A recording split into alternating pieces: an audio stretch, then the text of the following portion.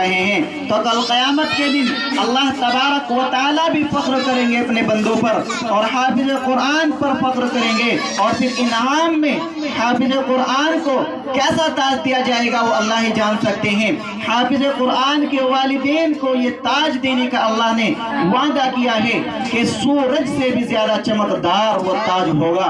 और जब उनके सर पर वो ताज रखा जाएगा तो दुनिया फख्र करेगी, दुनिया पूछेगी ये कौन लोग हैं कि जिनके सरों पर ये दस्तार सजाई जा रही है, ये सेहरा सजाया जा रहा है, ये ताज पहनाया जा रहा है, ये कौन लोग हैं। दुनिया गुमान करेगी और सोचेगी कि हो सकता है ये कोई अंबिया हो सकता है ये कोई नबी हो सकता है ये कोई सहाबी हो सकता है ये कोई अल्लाह का नेक बंदा हो, ये कोई वलीउल्लाह हो।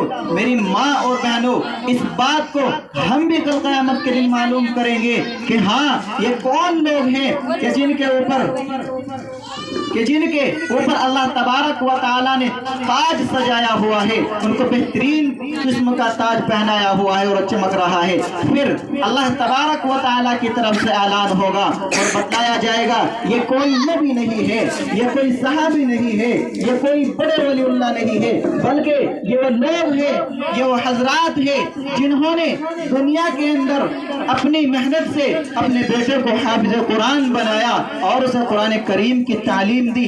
आज जब उसका बच्चा हाफिज़ कुरान बना है तो उसकी खुशी में अल्लाह तबारक व तआला वालिदैन के सरों पर चमकता हुआ ताज आता फरमाता है। तो कितनी बड़ी खुशी की बात है। दुनिया कुछ भी कहती रहे कि हाफिज है, क्या होगा, यहाँ हाफिज का कितना बड़ा मकाम है। आप देख रहे हैं कि आज आपकी बस्ती में जो बच्चा हाफिज कुरान हुआ है, वालिदैन ने, रिश्तेदारों ने, भाई बहनों ने, दादा जान ने उस बच्चे की कितनी खुशी की है, किस धूमधाम से उसे घर लेकर आए हैं, गाड़ी में उसे धूमधाम के साथ घर लेकर आए हैं। तो आप यहाँ से अंदाजा लगाए कि हाँ हाफिज कुरान का मर्तबा तो दुनिया में भी बुलंद बाला है, हाफिज कुरान का मर्तबा दुनिया में भी आला मकाम पर है। और कल क़यामत के दिन क्या हाफिज कुरान का आलम होगा और क्या मर्तबा होगा ये अल्लाह तबारक व तआला ही जान सकते हैं। और ये मंजर जब कल क़यामत के दिन हम देखेंगे जब ही हासिल हो सकता है।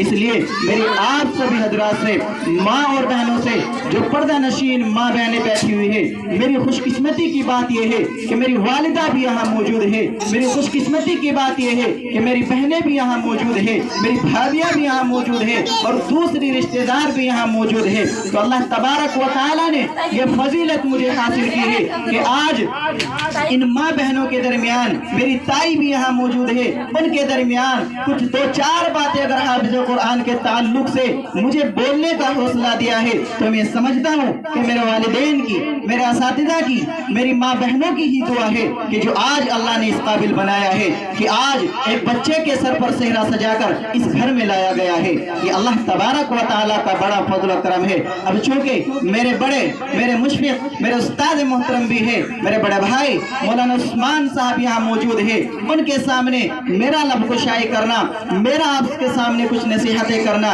ये ज़ेबा नहीं देता और मैं बेहतर नहीं समझता हूँ। बस हजरत ही का हुक्म था और मेरी माँ बहनें यहाँ मौजूद है, इनका हुक्म था कि जब तक मौलाना साहब तशरीफ लाए कुछ दो चार बातें आप इनको बतला दीजिए।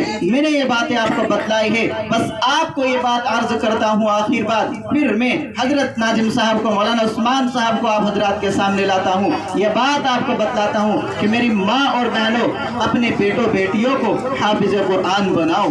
हाफिज कुरान का मकाम कितना बड़ा है इससे आप आज अंदाजा लगा सकते हैं कि हाँ दुनिया के अंदर भी अल्लाह तबारक व तआला ने कितनी इज्जत बढ़ाता है और आखिरत के अंदर क्या मकाम उसका बुलंद वाला होगा इसका अंदाजा हम नहीं लगा सकते।